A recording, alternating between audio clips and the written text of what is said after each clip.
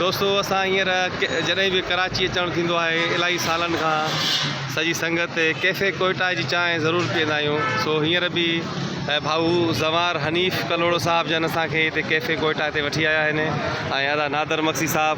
नादर बि जॾहिं ईंदो आहे कैफ़े कोयटा होटल जी चांहि पीअणी आहे छो नादर पाण होटल वारो आहे पर कैफ़े कोयटा जी वणंदी अथसि चांहि। नादर बिल्कुल बिल्कुल सही वरी तव्हांखां राय वठूं था। दादा फ़िलहाल तव्हां कैफ़े कोयटा होटल ते आया आहियो, छा था महसूसु कयो हिते, कीअं तव्हांखे माहौल लॻंदो आहे सदर जो? होटल में ख़बर कान्हे, बाक़ी मज़ो अचे थो। मामो हनीफ़ कलोड़ो गजा वारा नादर मक्सी आहे ऐं ॿियो जेको सोनू मासा इन करे कैफ़े भली भलो न बि हुजे त बि भलो लॻे। महिरबानी अदा बसि तव्हां खां राय न वठंदासीं, चांहि पीआरे पोइ तव्हां खां राय वठंदासीं। हाणे मां राय ॾींदुसि, हाणे ॻाल्हि कई अथव त बसि पोइ मां हेॾे मुंहुं कयां।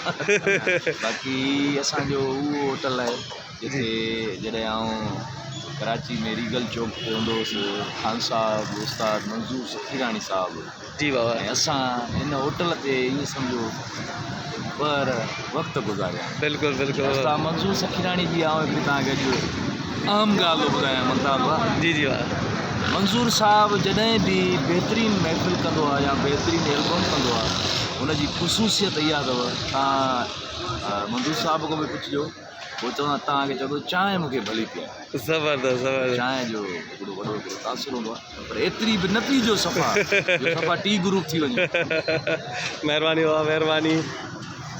दोस्तों हींअर असां कैफ़े कोयटा होटल ते मौजूदु आहियूं, चांहि जो ऑर्डर ॾेई चुका आहियूं ऐं क़रीब चांहि पीअंदासीं।